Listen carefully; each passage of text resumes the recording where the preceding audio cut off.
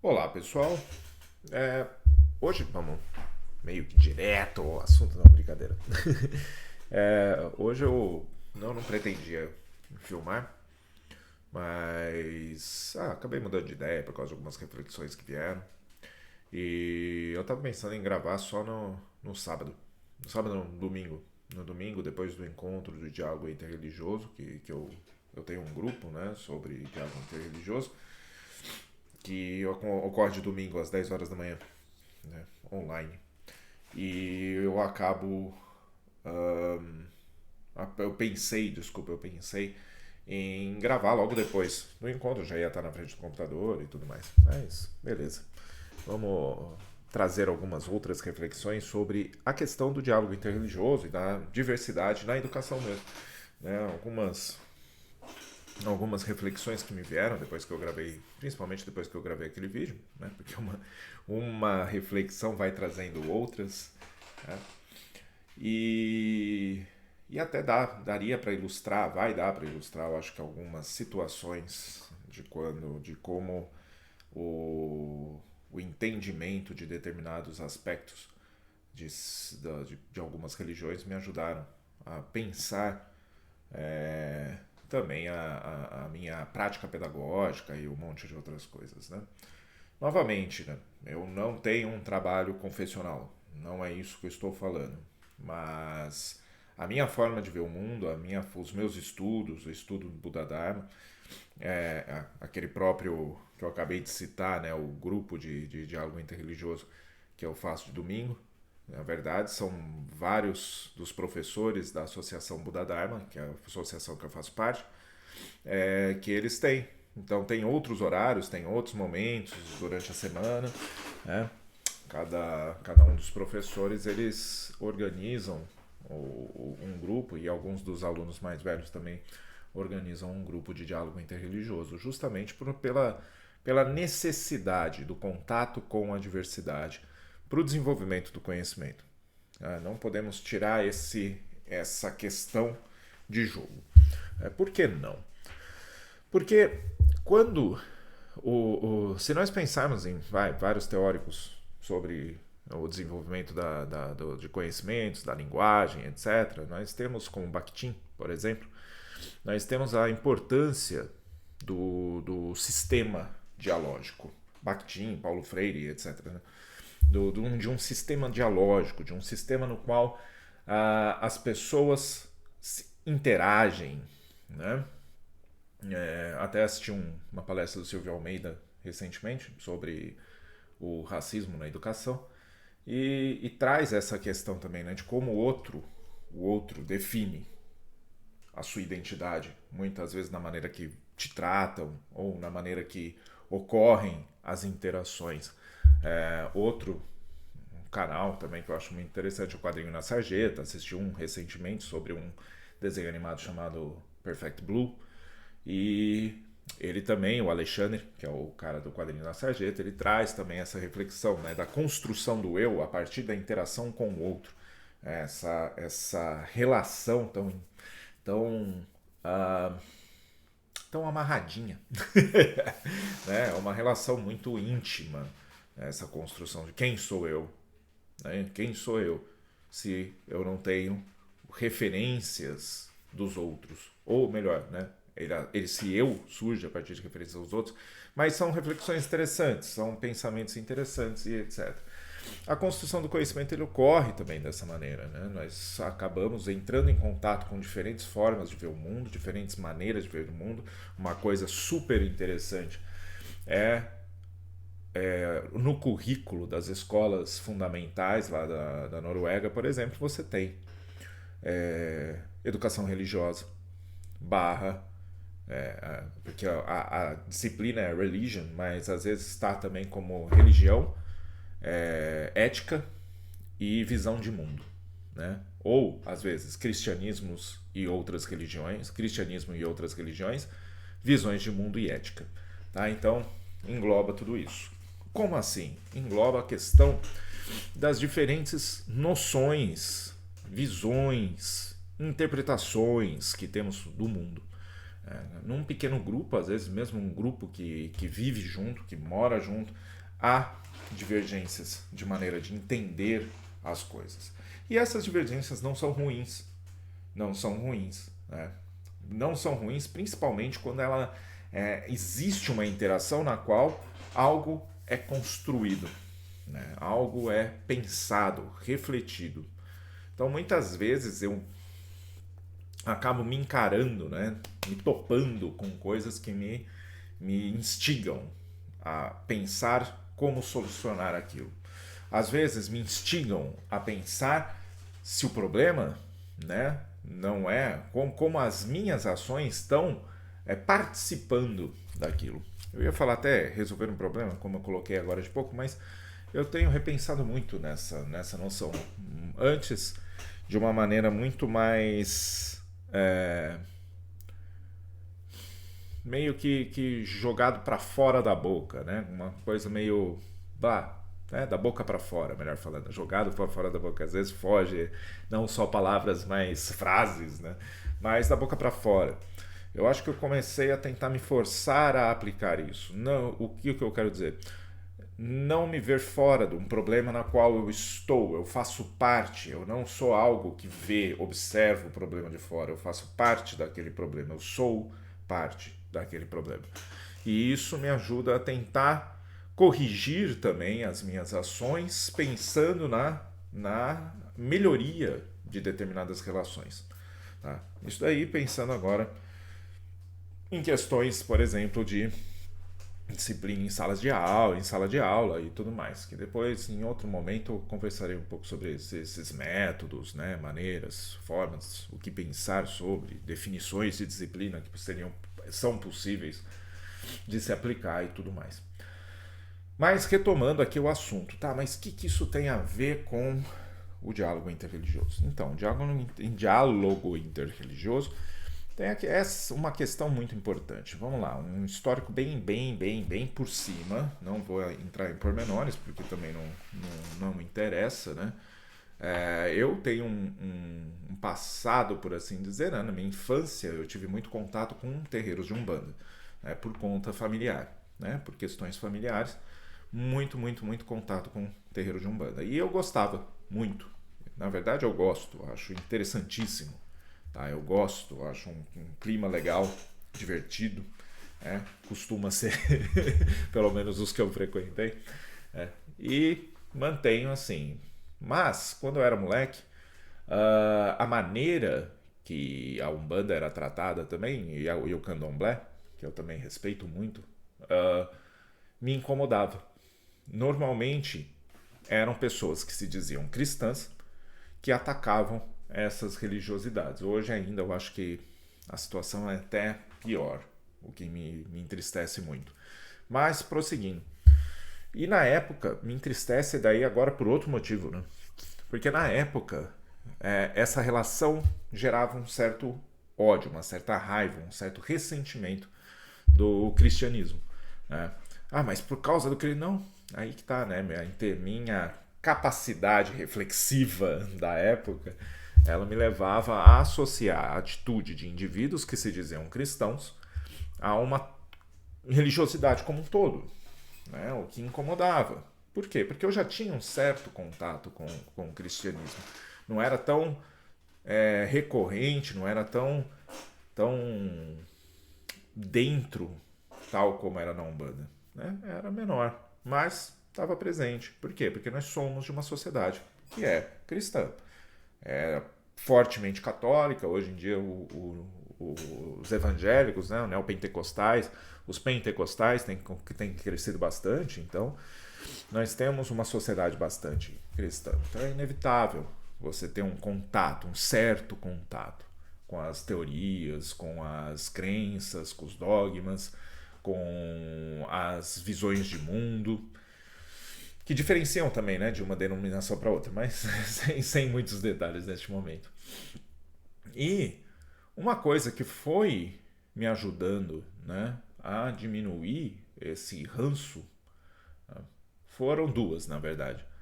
Quando eu conheci o budismo, isso em 2002, Isso já me ajudou a repensar muito do que eu sentia, do que eu pensei, né? Da minha forma de me relacionar com algo que me gerava raiva, que me gerava ódio ou qualquer coisa do gênero. E a outra foi quando meu professor de budismo, Plínio de Sé, ele sugeriu que nós estudássemos teologia cristã, teologia católica. Daí eu fui estudar na UCDB. E esse conhecimento mesmo, esse estudo, esse querer entender o sistema de pensamento daquela religiosidade, me ajudou muito a repensar, a entender, né, esse sistema. E isso me ajudou também a diminuir a ideia de que o sistema era zoado. Não é o sistema cristão, nem católico no caso, né? Não é o cristianismo, mas muito do entendimento de mundo de outras pessoas que buscam, na verdade, uma luta por eu sou superior porque eu tenho a verdade, eu sou superior porque eu... E vai gerando toda uma inimizade com outros sistemas ao invés de querer conhecê-los. Vai criando uma proteção, uma tentativa de afastá-los. E isso acaba sendo problemático. Por que problemático? Porque o conhecimento do sistema, e agora eu falo do sistema de pensamento mesmo, de sua estrutura e tudo mais, isso nos ajuda a compreender, inclusive, quando algumas atitudes individuais são individuais, não tem a ver com individuais no sentido, né, individuais do indivíduo mesmo, da pessoa, ou individuais de pequenos grupos, posso dizer assim, tá? São, às vezes, interpretações bastante equivocadas que, de uma maneira mais ampla, elas não são sustentadas pelo que está, né, na Bíblia, ou pela forma, pela possibilidade de interpretação do contexto, do geral, né, desse entendimento mais amplo da Bíblia. Esse é um dos exemplos, ok? Então, isso já ajuda você também a se colocar no lugar do outro quando está dentro de uma discussão que é cara, né, que é importante para aquele grupo. Isso também ajuda você a entender e falar, tá, eu entendo qual está sendo a ânsia, eu entendo qual está sendo... E eu tentar discutir com alguém, ou melhor, debater com alguém de uma maneira para pensarmos soluções para um determinado problema social, um determinado problema econômico, um determinado problema político, um determinado problema... É importante que eu saiba desse sistema, de como ela se estrutura e como no próprio sistema, às vezes, você tem possibilidades de entendimento que permite um diálogo sobre aquele problema. Não vou entrar em pormenores agora, mas, por exemplo, o problema da questão do aborto, que é algo muito amplo, tá? O problema da questão do adultério, o problema da questão do casar-se ou não casar-se, e assim vai, por aí por diante, tá? Pois bem, então isso, esse contato com a diversidade religiosa nesse caso, mas daria para expandir para outros tipos de diversidade, eles ajudam, o entendimento ajuda a desenvolver também empatia. Mas empatia, que papo, mas então, cara, vamos começar pela questão da empatia. Eu ia falar me irrita, mas não é bem me irrita, mas me cansa também um tanto quando a palavra empatia é jogada de uma maneira muito solta. Empatia é saber se colocar no lugar do outro. Então, eu acho que dá para ir além disso, né? Podemos ter uma empatia, uma capacidade empática, porque também quando eu falo empático é se sentir no lugar do outro, né? Se colocar numa maneira de sentir-se, sentir o sofrimento. Então, nem sempre precisa ser o sentir. Às vezes nós podemos ter uma linha de raciocínio, um discurso que ele é empático, um discurso empático, uma linha de raciocínio empática, um discurso compassivo, uma linha de raciocínio compassivo, ações compassivas, sem necessariamente ter que sentir uma determinada emoção, uma intensidade de emoção. Tá? Isso é possível.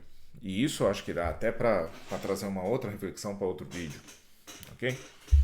Mas um dos pontos, nesse caso, é essa que eu até trago para essa questão da empatia, é o conhecimento do sistema de pensamento do outro. Isso ajuda muito, mas muito, a nós conseguirmos entender e dialogar com o outro. Dialogar e entender, aqui entra uma outra questão. Não necessariamente é aceitar o que o outro tem a dizer.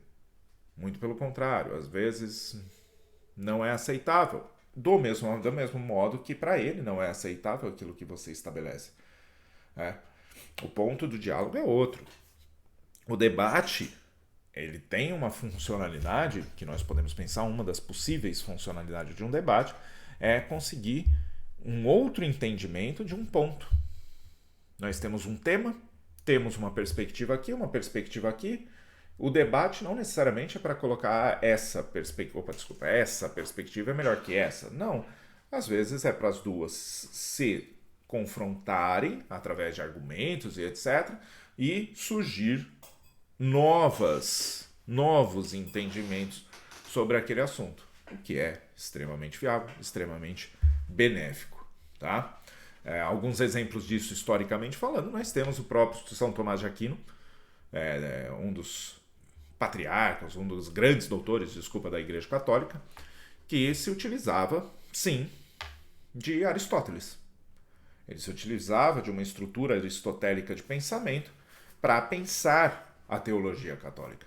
Da mesma forma, Santo Agostinho pensava através de Platão ou Plotino, acho que era Plotino, mas vamos lá, eu vou deixar aqui a possibilidade de eu ter vacilado, tá? Mas é Platão ou Plotino. Tá? Também para pensar a teologia católica. Entende? Então, olha como nós podemos usar métodos de pensamento, diferentes estruturas de pensamentos para pensar outra estrutura de pensamento.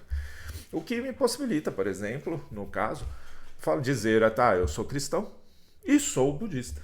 Né? Mas como? Porque uma religião não tem nada a ver com a outra.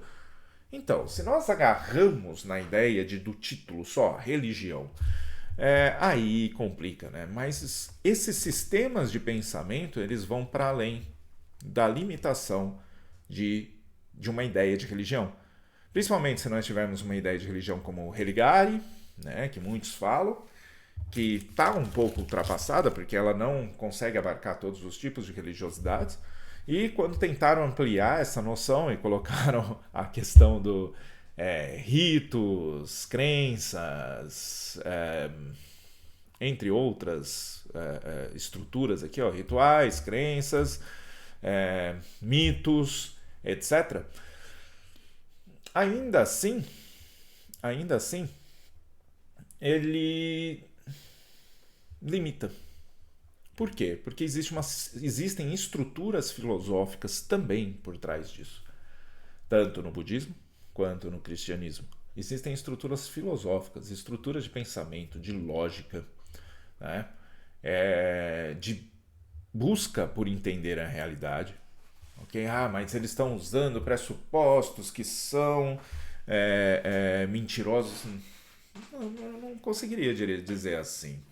Eu não sei se é possível dizer dessa maneira. E nem sei se a própria, por exemplo, ciência, ela se propõe a afirmar dessa maneira, né? Porque existem métodos diferentes, existem formas diferentes. A filosofia não é ciência. A filosofia ela tem uma outra proposta de investigação.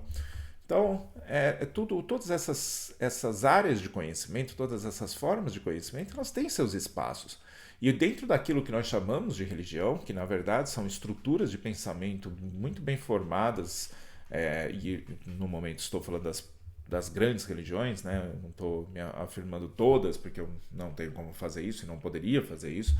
Tá? Elas têm, sim, estruturas de pensamento, de entendimento de mundo muito bem formadas, muito bem estabelecidas para conseguir trazer discussões que me ajudem a repensar. Vou dar um exemplo, vamos pegar um exemplo prático da coisa. Na questão da sala de aula, quando estou dando aula. Tá? Às vezes, estou dando aula, nós temos um probleminha ou outro de atitude de aluno, né, de disciplina que chamam, e muitas dessas situações, às vezes, são bastante provocativas, né? O que nos dá, não, porque eu não sinto raiva. Não, mentira, você sente. Muitas vezes você sente raiva, assim, da atitude de um aluno, da situação em que se está, ou da forma desrespeitosa que é tratado, isso ocorre. E muitas vezes nós temos que ter parâmetros, né, para lidar com essas situações. Não só a situação com o aluno, mas a situação interna. E quando você tem alguns pressupostos, isso ajuda você a pensar estruturas de ações baseados nesses pressupostos. Um exemplo, mesmo eu tendo uma dedicação a maior, por assim dizer, ou a mais tempo, melhor falando, a estudos budistas, ainda assim, a imagem, a noção de perdão cristã, a noção de perdão de Jesus, né, quando eu penso e reflito a respeito, principalmente a respeito do perdão, né, de Deus como perdão, e principalmente em relação, quando estou pensando, refletindo a respeito, né, de questões de angelologia, demonologia, né, que são assuntos que eu gosto, eu me pego, né, refletindo dessa questão do como seria um perdão e como o perdão ele é possível ser educativo mesmo quando você está numa situação conflitante, de um conflito agressivo. Né? Como atuar com perdão? Porém, sem passar a mão na cabeça, sem ser leviano, com problemas a serem resolvidos, sem... Como trabalhar isso, né? Sem ser... não é liberal, mas porque liberal é outra coisa totalmente diferente. Mas essa coisa liberal no sentido popular, né? Naquele sentido, liberal porque deixa fazer tudo. Então, como?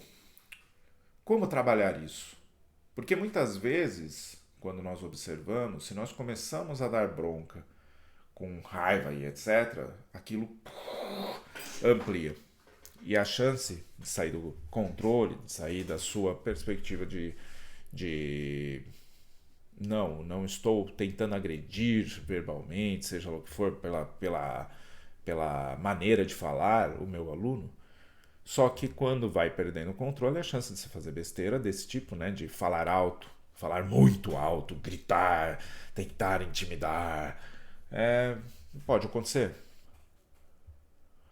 E ficar refletindo para mim sobre essa questão da natureza de Deus como perdão me ajudou e me ajuda a tentar repensar toda uma estrutura disciplinar dentro de sala de aula. Ah, mas você faz as pessoas rezarem? Não, eu dou aula de artes. Eu estou falando de interações interpessoais. Né? Isso ajuda. Outro que ajuda, outra figura que ajuda, noções que me ajudam é do budismo, que é o Bodhisattva Kshitigarbha, né? Do Sutra dos votos originais do Bodhisattva Kshitigarbha. Me ajuda bastante também a pensar em maneiras, pensar no curto, médio, longo prazo de uma educação. Tá? Então, e antes, né, só para encerrar esse raciocínio, essa troca, esse diálogo, né, entre essa natureza do perdão, entre a dedicação do Bodhisattva Kshitigarbha em tentar ajudar aqueles que estão em tenso sofrimento, essas reflexões elas vão me ajudando a pensar meu cotidiano, meu dia a dia, né, minha maneira de lidar com as situações. E que não são fáceis. Muitas vezes não são fáceis. Muitas vezes são coisas que incomodam pra caramba. Mas tem que lidar. Tem que lidar. Porque nós estamos numa existência que problemas acontecem, né? Shit's happen, né? Essas coisas todas. Então, para fechar, a questão da diversidade religiosa, ela não só ajuda a pensar e desenvolver um respeito e uma possibilidade de eu me colocar no lugar do outro, entendendo sua estrutura de pensamento, ou a estrutura base daquilo que serve como base, desculpa, da estrutura daquilo que serve como base para a sua visão de mundo, mas também me ajuda para um diálogo interreligioso interno que me possibilita pensamentos novos, novas formas de entender as relações nas quais eu estou travando. E as quais eu estou travando, costumeiramente, com pessoas que pensam dentro do sistema cristão, né? Que é uma grande maioria dos brasileiros. Ah, mas e se ela não pensa dentro do sistema cristão ou do sistema budista, mas ela é ateia? Mesmíssima coisa, sabe? Há sistemas de pensamento e de visão de mundo aos quais essa pessoa interpreta, entende as coisas, às vezes de um modo extremamente lógico, às vezes de um modo extremamente metódico, científico. Legal, vamos entender essas estruturas de pensamento também, para que haja, né, crescimento juntos, com construção de conhecimentos juntos. Por quê? Porque a vida que nós vivemos, afinal de contas, né, nós dividimos um mesmo mundo, mesmas relações, né, mesmo que sejam distantes, mas ainda assim, relações com outros seres humanos, com outros animais, e essas diferenças podem ser muito mais enriquecedoras do que servirem como aquilo que eu preciso defender com unhas e dentes, né? Ah, mas e a questão da soteriologia, né, da salvação, como fica? Isso é uma reflexão para outro momento, mas é uma coisa que eu penso também a respeito. Tá dentro desse termo, desse tema do diálogo interreligioso. Pois bem, é isso por agora. Foi um vídeo bem grande. Até mais.